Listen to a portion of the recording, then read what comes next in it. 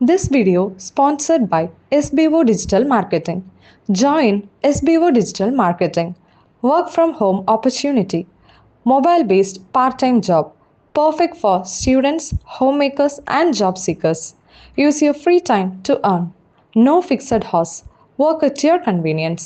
Just share and publish content. Simple task, no selling or no referral. Have a Facebook, Instagram, or YouTube account? You're already eligible. Earn daily income with instant payouts.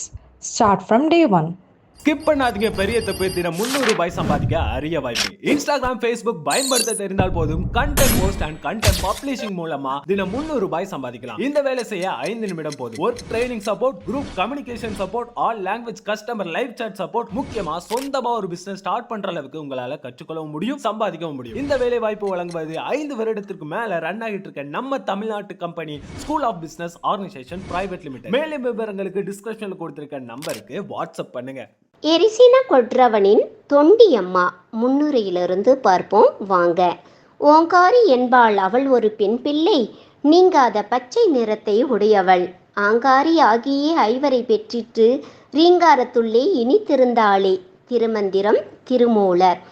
Ramanathapuram மாவட்டம் திருவாடனை வட்டம் தொண்டி என்ற கடலோர சிற்றூரில் துவங்குகிறது இக்கதைக்களம்.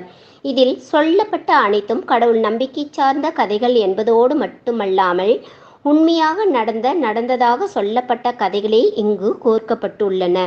அது மட்டுமின்றி நாட்டார் வழிபாட்டு மரபு கொண்ட 4 திருக்கோயில்களின் வரலாற்றையும் முடிந்த மட்டும் பதிவு செய்துள்ளேன்.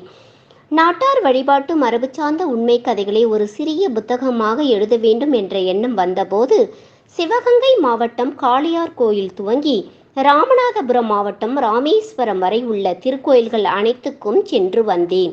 அங்குள்ள பூசகர்கள், பக்தர்கள் என்று பலரிடமும் பேசி பல செய்திகளையும் பதிவு செய்து கொண்டேன். அத்திருக்கோயிலின் தல வரலாறுகளை வாங்கி படித்தேன். கிடைத்த கதைகளுக்கு பொருத்தமான திருக்கோயில்களாக 4 தேர்வு செய்து கொண்டு இப்புதினத்தை எழுதியுள்ளேன்.